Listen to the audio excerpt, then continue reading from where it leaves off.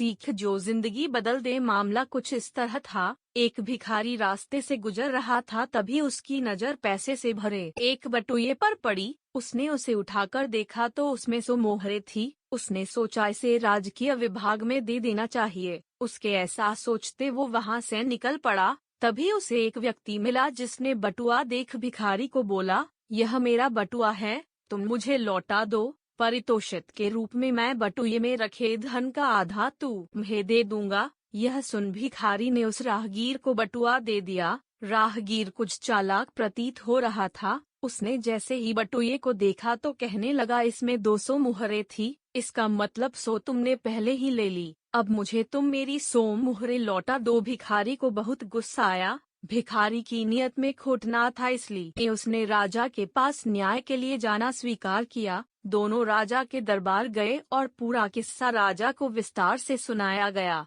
राजा ने कुछ देर सोचा और विचार कर तय किया कि राहगीर ही गलत हैं, कि उनकी भिखारी को तो आधे धन की भी लालसा नहीं थी। वो तो राजकीय विभाग में मुहरें देने जा रहा था। जिस तरह से रास्ते में राहगीर ने यह सौदेबाजी की है, मतलब वो इस बटुए में रखी धन राशि के बारे में जानता था। यह बटुआ उसी का है, लेकिन उसके मन में लालच आ गया और उसने परिस्थिति का फायदा उठाने और अधिक धन पाने की लालच में यह सब बवंडर रचा। राजा ने उसे सबक सिखाने के लिए न्याय के रूप में बटुए का आधा धन भिखारी को दिया और आधा राजकोष में दे दिया। और उस राहगीर से कह दिया गया कि यह बटुआ उसका नहीं है, जब उसका बटुआ मिलेगा उसे दे दिया जाएगा। इस तरह राहगीर को लालच के फल स्वरूप खुद का धन भी वापस ना मिला। इसलिए बड़े बुजुर्ग कहते हैं, लालच बुरी बला, लालच बुरी बाला है। किसी भी चीज को पाने का बड़ी की मात्रा मंशा में अच्छे बुरे का ध्यान न रखना ही लालच का भाव है।